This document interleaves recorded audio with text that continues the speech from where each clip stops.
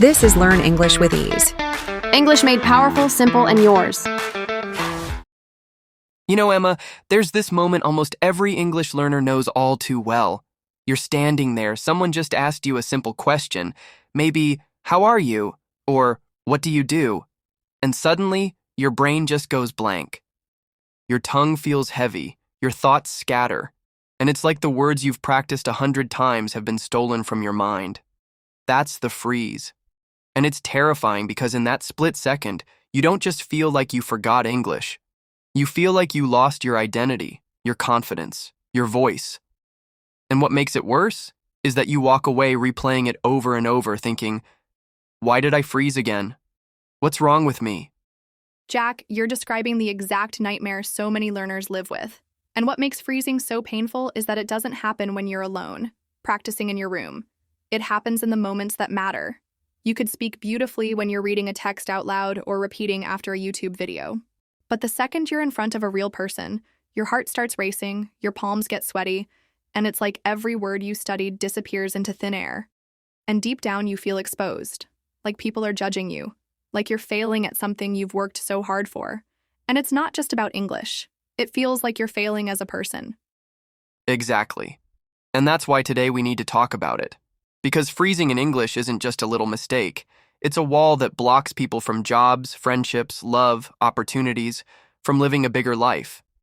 I've seen learners who know grammar perfectly, who've memorized thousands of words, but when the moment comes to actually use English, they freeze so badly they stop trying altogether. And if we don't break that freeze, they'll always feel trapped, always feel smaller than they really are. And here's the truth. Everyone listening right now, freezing isn't about your English knowledge. You don't freeze because you don't know enough vocabulary. You freeze because your brain and your emotions are in a fight. It's fear versus expression. And in that moment, fear usually wins. But once you understand what's happening inside you, once you know how to break through that storm, you start to find your natural flow again. You don't need to be perfect. You need to be free. That's why this episode is for you. If you've ever stood there frozen in front of someone, heart pounding, wishing you could just disappear, stay with us. Because by the end of this conversation, you're going to see your freeze in a new way. You're going to have real practical tools to melt it, step by step, until speaking English feels like breathing. And Emma, I think we should start by telling a story. Because freezing is more than a concept. It's a memory. Do you remember your first big freeze moment? Oh, Jack, I remember it like it was yesterday. I was in university, sitting in a seminar with international students, and the professor asked me to share my opinion about an article. My mind went completely blank. I could feel every pair of eyes on me. I opened my mouth. Nothing. Just silence. Then finally, I forced out a broken sentence, completely unnatural. And when people looked away, I thought, they must think I'm stupid. For weeks after, I avoided speaking up, and every time I had to talk, that memory replayed in my head like a cruel movie. That's the thing. The freeze isn't just a moment, it leaves a scar. And for so many listeners right now, that scar keeps them quiet years later. But here's what's powerful. Once you realize that freeze isn't the end of the story, that it's not proof you're bad at English, you can start to rewrite the memory. And you can turn it from shame into strength. Jack, before we dive into techniques, I want everyone listening to take a moment and really feel what freezing feels like. Close your eyes if you can, even for a second. Remember that heart racing, the knot in your stomach, the mind blanking out. That feeling is universal. I've felt it. You've felt it. And every English learner out there has felt it too. That shared experience is what makes this so powerful. Because we're not judging you. We're walking with you. Exactly. And the first thing to understand is why it happens. Your brain is designed to protect you. Freezing is just your fear response, the same mechanism that made humans stop in the wild when facing a predator. But here's the twist. In modern life, that predator is just your own self-judgment. Your brain perceives the moment of speaking English as high stakes and freezes to keep you safe. And knowing that changes everything. Once you understand that it's biology, not stupidity, it becomes less scary. You start saying to yourself, that's just my brain doing its job. I can guide it back to calm. That's the first secret to breaking the freeze. Awareness. Awareness plus preparation. Let me give an example. Imagine you're about to speak to a colleague or teacher. Your mind starts racing. What if I say it wrong? What if they laugh? What if they don't understand? That fear creates tension in your body. So the trick is to slow down and rehearse micro moments, just 30 seconds of mental prep. Repeat the sentence in your mind, feel it in your body, and imagine a calm delivery. And here's where most people fail. They only rehearse words, not feelings. You can memorize vocabulary and grammar all day, but if you haven't practiced how it feels to speak confidently, the freeze still wins. That's why roleplay works. In your room, with a friend, or even in front of a mirror, simulate the stress, feel it, and speak anyway. Your brain learns that speaking English isn't dangerous. Let's do a live roleplay example. Imagine I'm a listener freezing in a store. I want, buy, notice how my brain is panicking? Emma, help me unfreeze. Okay, Jack. First, breathe. Inhale, hold for 2 seconds, exhale. Then, simplify. You don't need perfect grammar. Just say, I want this, please. That's it. One clear, calm sentence. See? You just unfroze yourself. The freeze doesn't disappear instantly, but taking control of one micro moment rewires your confidence. That's huge. Micro steps. And once you start practicing these micro steps in real-life moments, ordering coffee, asking for directions, chatting with colleagues, the freeze gradually loses its power. Your brain realizes, oh, speaking English isn't a threat. It's safe. Another secret most learners don't know. Your body matters as much as your mind. Posture, gestures, and even voice tone can help you unfreeze. Stand tall, shoulders back, hands relaxed. Speak slowly. A calm body sends signals to your brain. We are safe.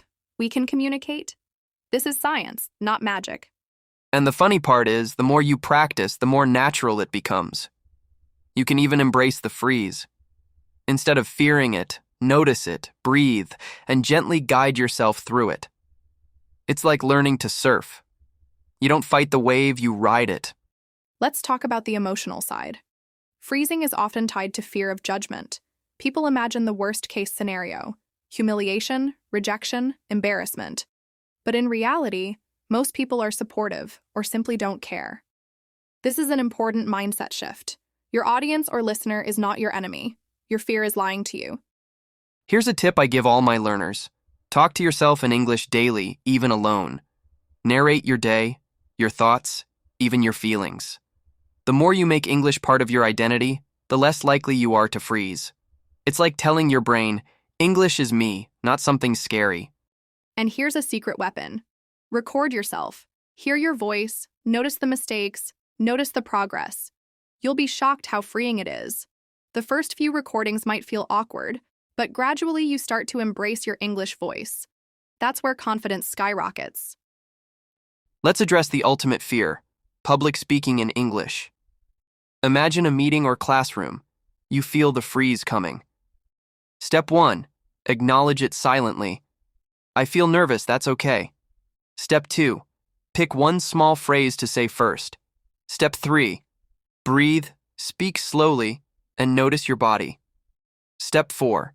Repeat micro successes. One by one, you build momentum until the freeze can no longer dominate. Another tool is visualization. Picture yourself speaking English naturally, relaxed, smiling. Replay it in your mind before stressful moments. This trains your brain to associate speaking English with calm and joy, not fear. Visualization plus micro practice plus body awareness equals unstoppable flow. And we can't forget about stories, because learners love real examples. Think of Maria, a listener who emailed us. She froze every time she spoke to her English-speaking boss. She followed these strategies: daily self-talk, micro-practice, visualization, and body awareness. Within 2 months, she could lead meetings in English confidently. She even said, I don't just speak English, I feel English. That's the transformation we want everyone to feel. That's the power of combining practical tools with emotional understanding. Freezing isn't a weakness, it's a doorway. Once you step through, you discover confidence you never knew you had. And remember, every learner freezes sometimes. It's normal. What matters is how you respond. So, listeners, if you've ever frozen, remember these key points. Recognize the freeze. Awareness is power. Use micro-practice. Rehearse short phrases in stress-simulated situations. Engage your body. Posture, breathing, gestures calm the nervous system. Visualize success. Train your brain to see English as safe. Record yourself.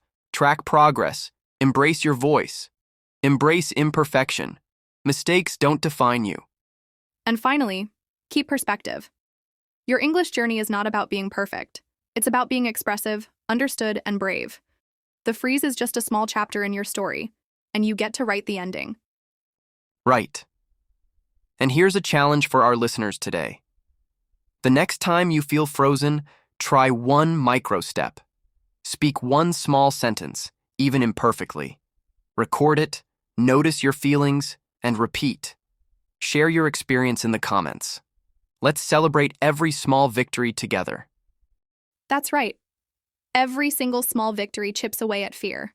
And soon, the freeze becomes a memory, not a barrier. Speak up, make mistakes, laugh at them, and watch your confidence grow. That's how English becomes part of you. Naturally, freely, fearlessly. And if you stayed with us through this hour, congratulations. You're already taking action by listening, by learning, by imagining yourself speaking confidently. That's the first unfreeze. The rest is up to you. Thank you, listeners, for spending this time with us. Remember, freezing is temporary, courage is learnable, and your English voice deserves to be heard. Don't forget to like, comment your first unfreeze moment, and subscribe, because we're just getting started on this journey together. See you in the next episode, where we'll tackle how to sound natural in English conversations without overthinking. Until then, breathe, speak, and embrace your English voice. You've got this.